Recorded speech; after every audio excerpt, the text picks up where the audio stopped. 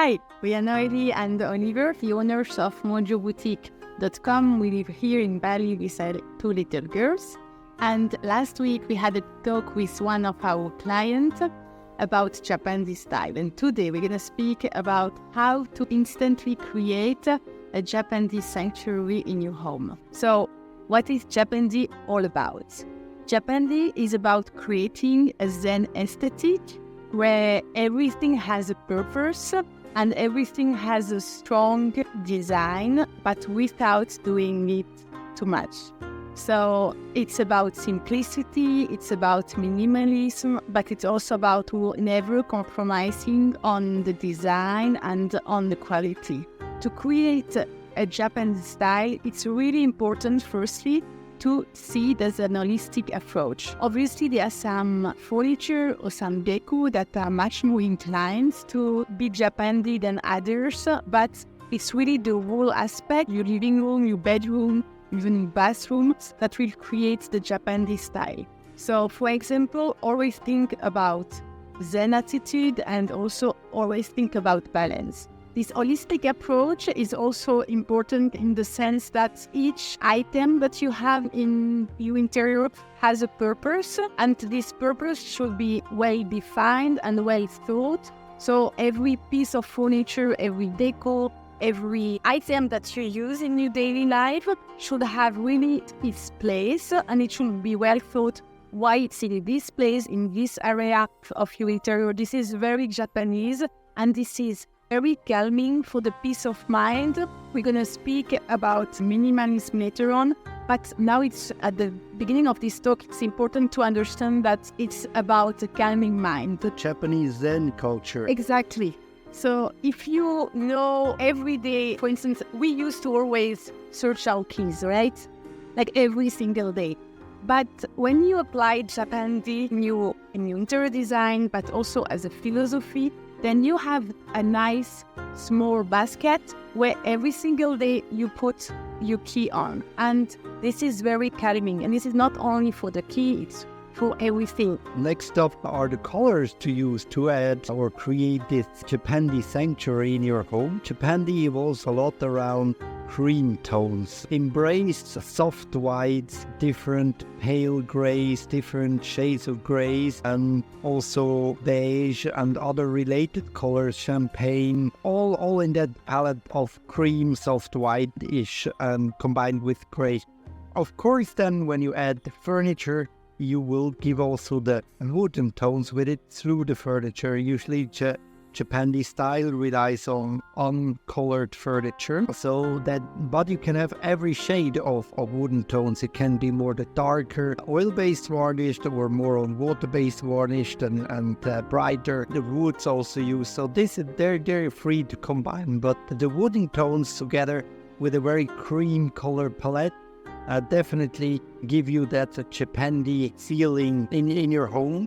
The idea is really to have a cohesive look, and by embracing creamish color palette, this will enhance the idea of calm and zen within your home. And the material is actually a very good point, because it's good to stick with natural materials, so wood, rattan, bamboo, but then if you use mainly bamboo, for example, or rattan, then you're going to go a bit more in the Japanese style and a bit less in the Scandinavian. I mean, there is no Japandi police who's going to go, it doesn't have to be like 50%. You can go a bit more toward one culture than to the other. But if you use, for instance, a lot of rattan, then don't hesitate in your deco to go a bit more in the Scandinavian style. Or if you use a lot of wood and light wood, then in the deco you might want to be a bit more toward Japanese style. So it's once again this idea of balanced, everything is balanced in life. If you want to create a Japandi sanctuary, then make also sure to use functional furniture. This is very Japanese, but it's also Scandinavian actually, that the furniture you use are multi-purpose. If you use a trunk, make sure that your trunk is also a bench. if you have a shoe storage, make sure that your shoe storage is also a bench and that it also goes well with your coffee table. So when you have a lot of guests, you are totally fine by using a shoe storage with your coffee table, and you are even proud of it. It goes all together. Yeah, the multi-purpose really per definition. Exactly. You can also be inventing here. So many, like the side table can also be the nightstand, also be a nice stool. So it's really this idea of multi-purposing. And if you think a bit further, and when you use multi-purpose furniture, functional furniture, it also means that you don't really have one super strong eye-catching piece. It's the idea of water and that everything is in movement. So every furniture has multi-purpose, but can also move from one room to the other. So if you really want to stick to Japanese style and create this Japandi sanctuary in your interior, then you don't have very different style between your rooms because everything is open, everything is fluent. Yeah. I mean, think of the traditional Japanese way of living where you basically have one or two rooms where you roll out your mat to sleep, then you roll it together, put it aside, bring in the low table, and you eat around that in the very same space. That's probably more of where it comes from, and we still have to apply it to the way we live in the more Western cultures, but just as an idea of that multi-purpose. Exactly. And well, obviously we speak a bit more about the Japanese side because we live here in Bali for so many years. But the Scandinavian, they also have this idea of coziness in every single room and of continuity. I mean, in many Scandinavian countries, they don't use curtains because they want to make sure that the difference between outdoor and indoor is not so clear and that people can see indoor and this harmony. That goes very well with Japanese style. Of course, for every interior, we also speak about the decoration, your wall paints, etc. Maybe, and a Japandi interior is a very minimalistic dominated interior. It's removed too noisy art or too nervous kind of art. Again, here, the Zen attitude is very important part of the Japandi sanctuary. So we want to have few objects and rather also tuned down objects. Again, if you can play with symmetry and balancing objects, maybe have two paintings that are very similar or even equal in style, that will definitely reinforce it. Also, Japandi opens the door for a lot of do-it-yourself, so you can very easily and instantly create this Japandi sanctuary. You get the idea. It's about simplicity, remove things that make you nervous, have only a few objects, think them well holistically within your space, and if possible, add elements of symmetry and keep it minimalist.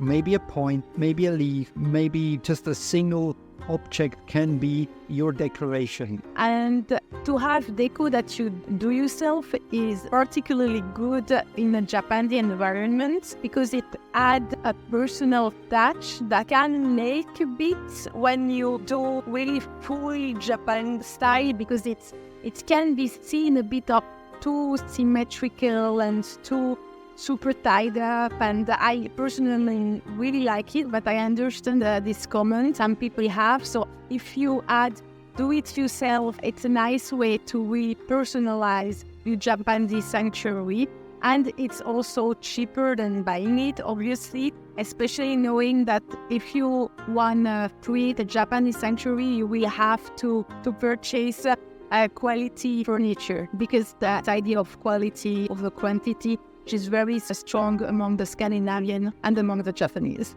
For your Japandi sanctuary, don't forget about the lighting. We advise you to use soft lighting, maybe a bit more yellowish, but the tone of the brightness of your lamp you can choose to your liking. But we really think a soft lighting would be good, and lampshades again that either use tissues in the cream color palette or, of course, a wooden lampshade in those wooden colors from rattan or from straw or other similar materials. Or paper, of course. Paper, very important in Japanese culture as well. And when you have a lampshade that you like, that you can put an accent and that will really help to transform the whole atmosphere of your space, think of adding maybe 2 or even 3 times the same lampshade, either in a row over your table if you have a big table or a bar or an open kitchen. It's nice to have 2 next to each other. Or if in an open living room you have a bit less space, you can also use one above your kitchen and the other one above your living area where would be a coffee table or something again. So you don't need the space in one place to add your 2 lampshades. To create that balance, you can create that balance by adding the same lampshade in the 2 different areas of your open living room. I think the last point now is that quality and detail is in everything, for the Japanese and for the Scandinavian. So it's in both culture, it's better to not have something either than having it in a cheap, not quality, not nice, that design still. For instance, if you have a thief, it's better to have a stylish one or a high quality one than having one that is in plastic, for example. So think that everything you possess can be seen and can be also talked about. Also reflect the idea in both culture that how to welcome friends and family for the Japanese, but also for the Scandinavian, because it's very often so cold outside, so they invite inside a lot of friends and family very often, and we know how the Japanese are with their wonderful tea ceremonies. So in Japanese style, it's about the fact that you invite often your loved one and that you're proud of your interior and you're proud of this balance in your interior, of promoting zen and tranquility. So when you enter in your interior and when new friends come, it's like, wow, like a breathe in, breathe out kind of attitude. It's really not this other tendency that we see in interior design where when you enter in an interior, it's like, wow, oh, it's nice, but so many information. It's more about, here I want to rest a strong aesthetic and saying that actually simplicity is very, very elegant, that it doesn't have to be complicated. I think why we cherish so much Japandi style. So to conclude, in order to instantly create the Japanese sanctuary, make sure to think in terms of symmetry, of balance. Calming aspects, don't make it nervous.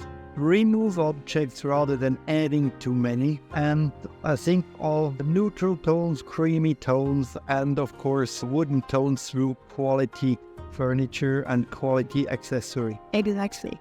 Well, we hope you liked the video, and we also hope that you're going to stick around and we're going to see you in the next episode. Thank you so much. Bye-bye.